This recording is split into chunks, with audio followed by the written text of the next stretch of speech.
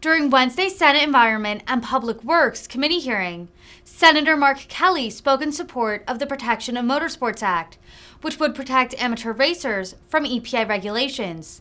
In his opening statement, Kelly spoke about how motorsports are important to Arizonans, like himself and his wife, former Congresswoman Gabby Giffords.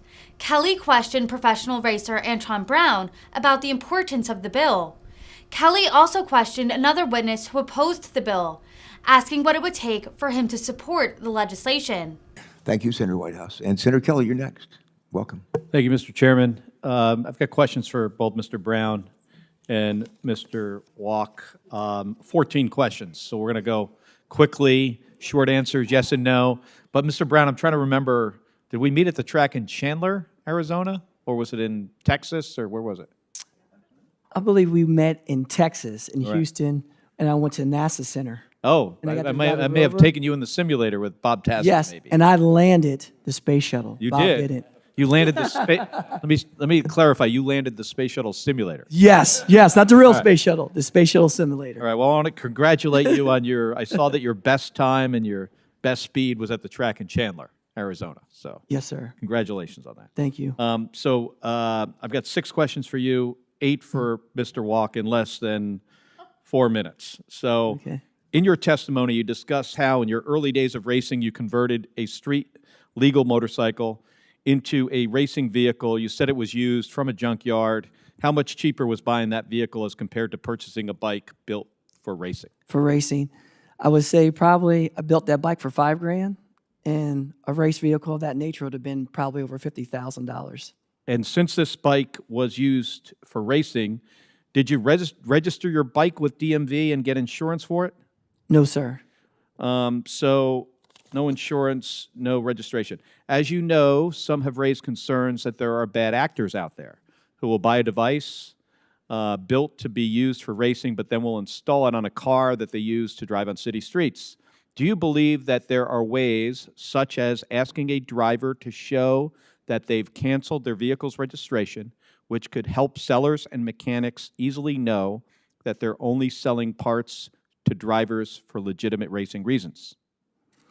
Yes, I believe that will be where you can make it void, where it's not street legal no more at all, period. And most race vehicles are like that. And then can you briefly talk about the process in California which allows racers to purchase equipment needed for their vehicles? Yes, California being one of the most strict states out there, they actually have that part, the legislation where it excludes like race vehicles from all the normal that they do for normal motor vehicles that are on the road.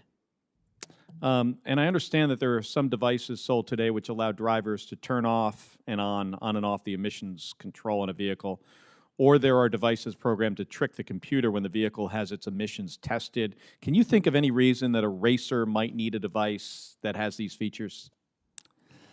No, sir, because when we actually strip all the vehicle's standard stuff out of it and put electronic EFI and everything to control everything that we do down the racetrack, which all the standard stuff will be null and void what we need in a race vehicle. Mr. Walk, I've got 2 minutes, and I appreciate your testimony on the RPM Act, and I had a so let me just step through these. I want to start off with an easy question. Do race cars or street vehicles converted and used exclusively for racing have a measurable or meaningful impact on overall air pollution? Not to my knowledge. And given that, would you oppose a properly crafted, compromised version of the RPM Act which had guardrails to protect amateur racers and businesses whose goal is to serve amateur racers while going after bad actors? Not drivers. I'd be very interested in see what the law said about businesses. Would you agree that there are vehicle owners, mechanics, and parts sellers who legitimately want to modify vehicles exclusively for racing? Yes. In your testimony, you explained that EPA maintains that a device which defeats emissions controls is illegal regardless of how a motor vehicle is used. This means that EPA maintains that modifying a vehicle's emissions controls for racing is illegal, correct? That is correct, and they have said they will exercise enforcement discretion, but that is not a legal exemption. Does this also mean that EPA has not provided any regulations or guidelines to good faith vehicle owners, mechanics, or parts sellers explaining how they could avoid being subject to EPA enforcement actions related to the Clean Air Act? EPA has provided numerous instances of that guidance and specific ones targeting the racing competition vehicle market. So there is guidance. There is. All right. Would you be more likely to support the bill if EPA were required to issue regulations with a reasonable period of time before a racing exemption took effect? I'm not fully understanding the question. The key is the statute and whether the statute is weaker before and after, and then EPA will issue regulations following the statute. And my testimony today has solely been about not weakening the statute as it applies to defeat device manufacturers and sellers. Asking if there were, if in a reasonable period of time, if the EPA were required to have some clear, regulations, would you then be more likely to support it? Sure, especially if they were targeted, if those regulations made clear that drivers like Mr. Brown were not covered by the law. I would support that 100%, and I've tried to be very clear about that. Okay.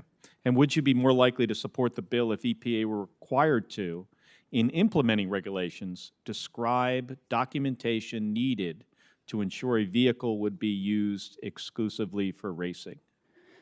The key to enforcement is placing the burden of proof on the defeat device manufacturers to show that their products are not being used in racing cars. And then if that standard is preserved in the law the way it has been for decades, EPA can write regulations with lots of additional guidance and information to help carry out that law. Okay. I just got one more, Mr. Chairman. If clear implementing regulations are developed by EPA explaining how a parts seller or mechanic could comply with the Clean Air Act, would you agree that EPA should avoid applying a strict liability standard against a retailer or mechanic who is duped by a small number of bad actors? Yes, that is not the law, and it has never been the law, and it should not be the law. Okay. Thank you. And thank you, Mr. Chairman.